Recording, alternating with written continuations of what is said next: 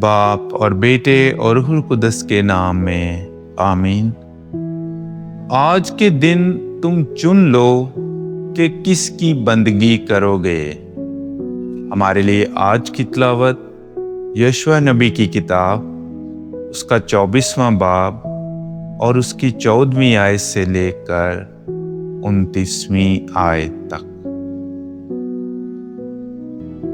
बस तुम खुदावंद से डरो और रास्ती और सदाकत से उसकी इबादत करो, और उन माबूदों को जिनकी तुम्हारे बाप दादा दरिया से पार और मिस्र में बंदगी करते थे दूर करो और खुदावंद की इबादत करो।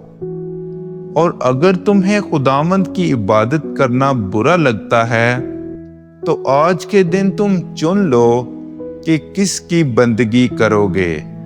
आया उन माबूदों की जिनकी तुम्हारे बाप दादा दरिया के पार बंदगी करते थे, या अमूरियों के माबूदों की जिनके मुल्क में तुम बसते हो। मगर मैं और मेरा घराना हम खुदावंद की बंदगी करेंगे।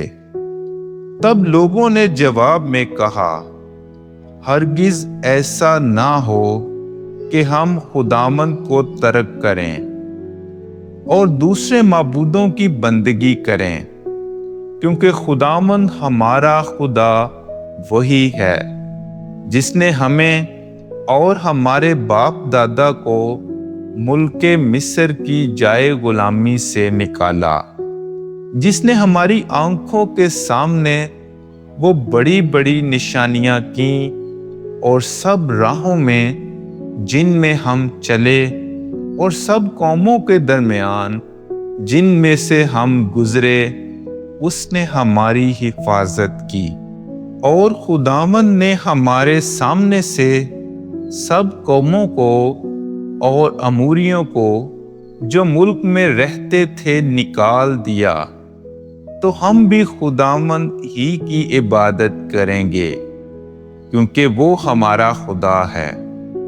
तब यहोशू ने लोगों से कहा, तुम खुदावंद की इबादत ना कर सकोगे, क्योंकि वो कद्दूस खुदा और गयूर खुदा है। वो तुम्हारे गुनाहों और तुम्हारी बदियों पर सब्र ना करेगा। अगर तुम खुदावंद को तर्क करोगे और दूसरे माबूदों की इबादत करोगे, तो बाद इसके कि वो तुमसे नेकी करता रहा तो वो तुमसे फिर जाएगा और तुम पर आफत नाजिल करेगा और तुम्हें फना कर डालेगा। तब लोगों ने यहोशू से कहा, हरगिज नहीं, बल्कि हम खुदावंद की बंदगी करेंगे।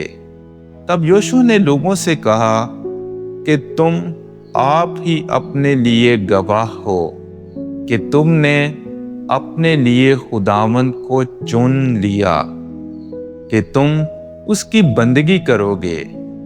तो उन्होंने कहा, हम गवाह हैं।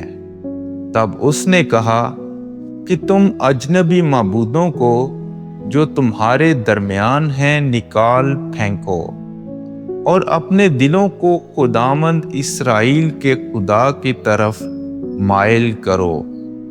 तब लोगों ने यहोशू से कहा, हम खुदावंद अपने खुदा की इबादत करेंगे और उसका कहा मानेंगे। चुनाचे यहोशू ने उस रोज लोगों से अहद बांधा और उनके लिए शकीम में कवानीन और अहकाम मुकर्रर किए, जिन्हें यहोशू ने खुदा की शरीयत की किताब में लिखा। एक बड़ा पत्थर लिया और उसे वहां बलूत के नीचे जो खुदावंद के मकदस के पास है नस्ब किया। और यहोशू ने सब लोगों से कहा कि ये पत्थर हमारे दरमियान गवाह होगा, क्योंकि उसने सब बातें जो खुदावंद ने हमें फरमाई सुनी हैं। तो वो तुम्हारे खिलाफ गवाह होगा تا نہ ہو کہ تم اپنے خدا کا انکار کرو۔ تب یوشوا نے لوگوں کو ان کی اپنی اپنی میراث کی طرف رخصت کیا۔ اور ان باتوں کے بعد ایسا ہوا کہ خداوند کے بندے یوشوا بن نون نے وفات پائی، اور وہ 110 برس کی عمر کا تھا۔ پاک کلام کے پڑھے اور سنے جانے پر خدا کی برکت ہو۔